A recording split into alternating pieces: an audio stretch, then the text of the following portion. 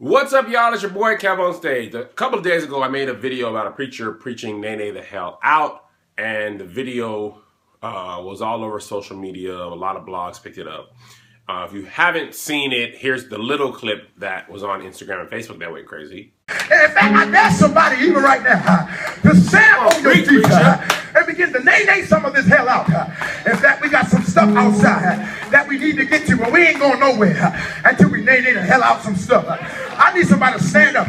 Where my young people at? Come on now, all my young people. Anyway, I spoke with the pastor who preached the message, and we talked. You know, he said I was taking some of his words out of context and that I didn't hear the entire message. So what I would like to do is give you a bigger piece of the message. I encourage you to watch the full message. The link is below. Let me know what you think. I have my thoughts, but for fairness sake, I want you to watch it for yourself and then comment what you think either here or on the video. I'm not going to give my opinion as to not influence you. So listen to the clip. Friday afternoon in March, Mercer beat Duke, Deacon Keller, in the NCAA tournament. More importantly, the Bears' two-guard, Kevin Kavari, was so excited about beating Duke that he started dancing brilliantly. Some people in the stands, coaching staff, and teammates asked the question, what in God's world was he doing? Others, like you and me, and the Twitter world, recognized it immediately as Kavari dropping that Nene like it was hot. Are y'all gonna help me preach? Yeah. The Nene had started, y'all, to get pretty popular late last year. Again, it began to get popular late last year when Atlanta-based teen dance crew We Are Tunes shot a video via Vine. Y'all know what Vine is. They shot a video dancing in Atlanta. Their group was called We Are Tunes.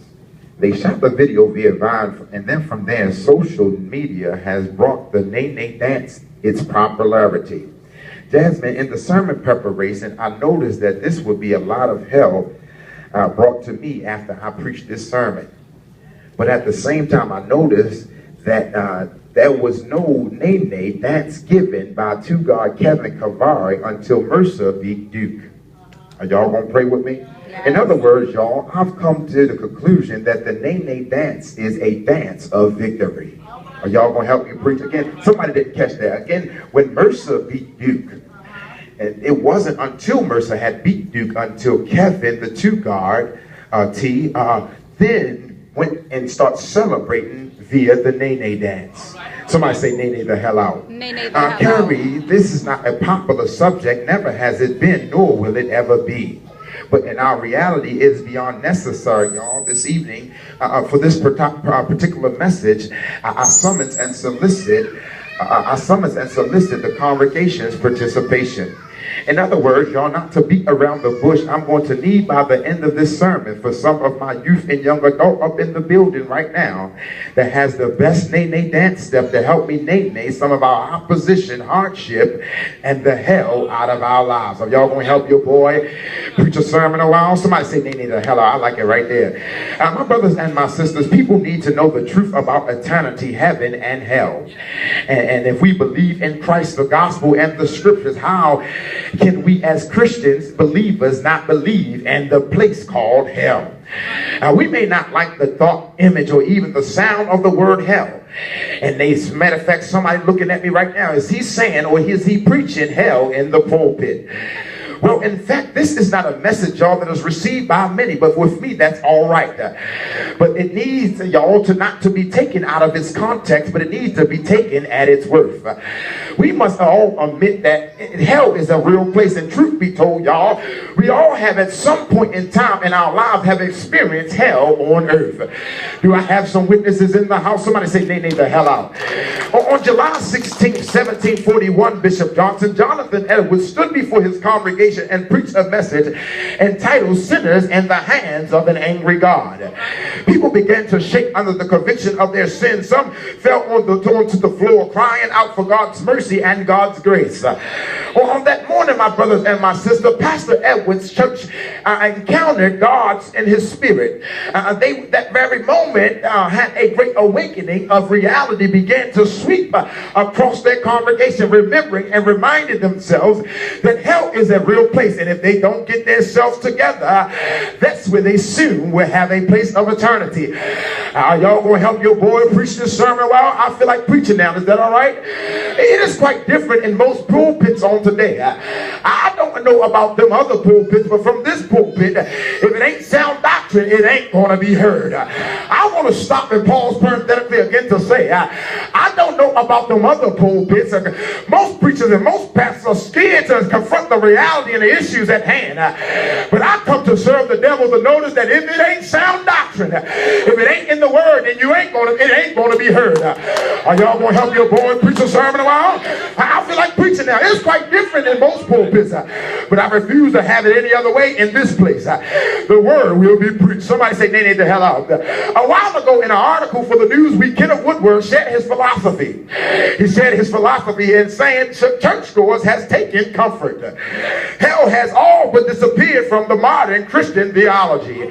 Hear me, young people. The teaching and preaching of hell, it used to be vast to be a great extent. Majority of Christians, regardless of the denominational affiliation, believe that hell was a real place where the wicked and the impatient would go or the moment that they died. The very thought of the pains and torments of hell, y'all, I need some older seasoned saints to agree with me that the old pain and the sound of torment of hell was enough to scare us Christians back straight. Come on, somebody say, "Nay, the hell out." I need somebody right now to know that back in the day when I'm a young man, I'm only 26 years old, but when I used to go to church, when I heard about hell, even myself, I was scared, and I was, oh, come on, we don't fear God like we ought to fear God anymore. Somebody say, "Nay, the hell out."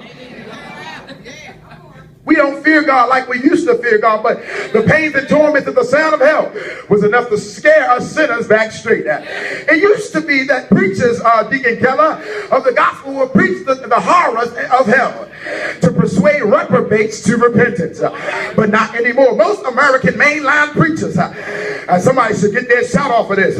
Most American mainline and so-called evangelical ministries and churches have stopped preaching about hell years ago. And truth be told, most mainline preachers that are rapidly growing across the world have forgotten about hell a long time ago. And y'all gonna help me preach? They have forgotten about hell. And let's be honest, y'all. Yes, hell made people uncomfortable. Hell was too old-fashioned for most. And talking about hell has caused the church nowadays to run dry. Are y'all gonna help me preach? Pastors nowadays, y'all can agree with me. I've come from some place that pastors nowadays have become afraid to confront the issues and problems of the church. They have become so afraid to confront and to man up and do as God told them. We rather please the congregation. We rather please the people instead of pleasing God. Pastors have become afraid to confront issues, preach about sin and hell in the church because it will offend the favorite special members. In other words, y'all, the topic of hell was bad for the bottom line. The attendance and the income of the church, it was at its all-time low. I wish I had some help up in here. I know, brother, my stock just went down. But I know I have to preach the unadulterated gospel. Therefore, as much as in me, I will preach the gospel to those that are at Rome. If you ain't right, I gotta preach you ain't right. If you walking right, I gotta tell you walking right. If you need hope, I gotta preach that hope. If you need faith, I gotta tell you that faith is the substance of things hoped for and the evidence of things not seen. Declaring to me, y'all, that we walk by faith and not. I'm so tired of these preachers. I'm so tired of these mainline preachers doing today reaping the benefit, but they ain't doing the work. They preaching prosperity, but they ain't doing the work. Are y'all gonna help your boy preach a sermon a while? I feel like preaching now. Somebody say, "Nay, the hell out." So as you can see, the video has something to do with NCAA tournament. I remember Kevin Kavari, who was a white dude, Nene in the middle of the circle. And I see the point the pastor was trying to make. And I'm also here to say this. If now you agree or understand with what the pastor was preaching, he is selling shirts. He's starting the Nay the Hell Out movement. Here's a picture of the shirts. I am awaiting a link from him to purchase and buy. 100% of the proceeds go to the ministry where he presides. And if you agree with Nay the Hell Out, buy a shirt. Encourage the ministry. But I'd be interested in hearing what you say after you've watched the whole video. The link is below. You've heard the clip. Watch the whole video and let me know what you think. It's your boy Kev on Stage. I'll see you tomorrow. What's up, everybody? It's Kev on Stage. Go subscribe to my YouTube page. Don't you be bitter. Just follow me on Twitter. What's up, everybody? It's Kev on Stage. Go subscribe to my